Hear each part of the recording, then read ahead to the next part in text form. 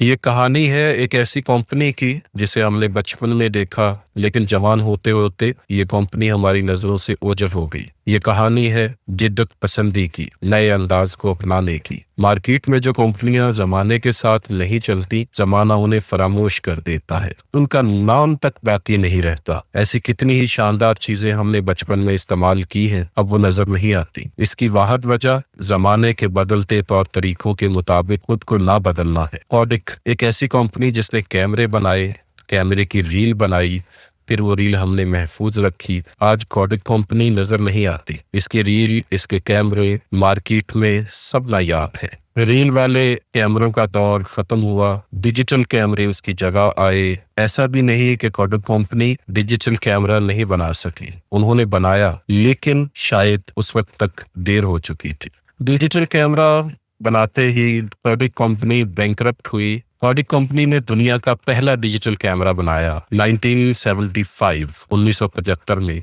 इनके एक engineer Steve सेसल ने इसे इजाद किया, लेकिन फिर भी 2012 में ये कंपनी दिवालिया हुई। इसकी वजह इंतजामी फैसले, बिजनेस मॉडल की नाकामी थी, क्योंकि कोडिक की असल आमदनी फिल्म रोल्स और फोटो प्रिंटिंग से थी। अगर डिजिटल कैमरा मार्केट में आ जाता तो फिल्म रोल्स का बिजनेस भी खत्म होता था और रील्स का बिजनेस भी खत्म होता था। तो यही आमदनी का सबसे बड़ा जरिया था कोडिक कंपनी के लिए। तो इस डर की वजह से उन्होंने डिजिटल कैमरा बनाने में ताखीर की, देर कर दी। ये वो जमाना है जब कोडिक कंपनी डिजिटल कैमरा बनाने में हिचकिचा रही थी, लेकिन इनोवेशन तो सर पे खड़ी थी। अब इससे हुआ क्या कि नाइकॉन, कैनन, सोनी, फिजी, इन्होंने डिजिटल कैमरे मार्केट में मुतारफ करा दिए। इन सब की निस्बत कोडिक का ब्रांड ज्यादा जिद्दत पसंद था। मार्केट में इसके ज्यादा पॉजिटिव कस्टमर मौजूद थे, लेकिन ये कस्टमर को इस चीज से गर्ज नहीं कि मार्केट में जो पहले कंपनी चीज बनाती थी वो उसी को खरीदेगा। वो एक नई और जिद्दत पसंद चीज की तरफ जाता है।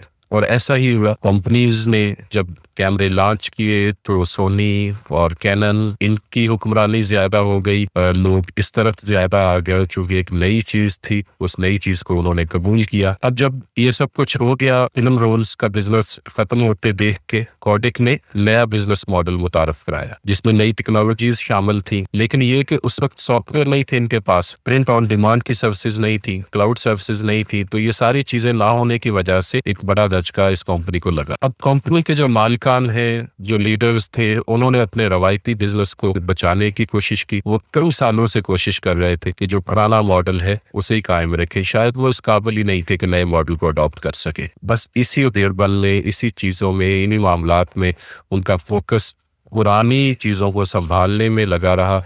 वो समझते रहे कि शायद ये डिजिटल का ज़माना ख़त्म हो जाए, शायद ये फ्लॉप हो जाए और फिर से लोग क्लासिक की तरफ आ जाएं। लेकिन ऐसा नहीं हुआ। लोगों ने उस जिद्दत को पसंद किया।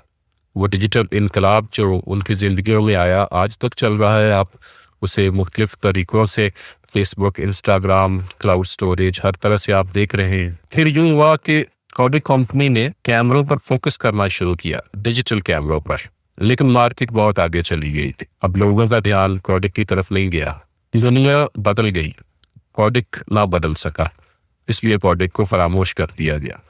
इसमें एक चीज़ इस्लामिक पॉइंट ऑफ व्यू से भी, नबी करीम की एक हदीस जिसे सिलसिला हदीस सहिया में इमाम अलबानी ने कोट किया कि ईमान कपड़ों की तरह वसीदा हो जाता है। जैसे कपड़े पुराने हो जाते हैं, वैसे ईमान भी वसीदा हो जाता है।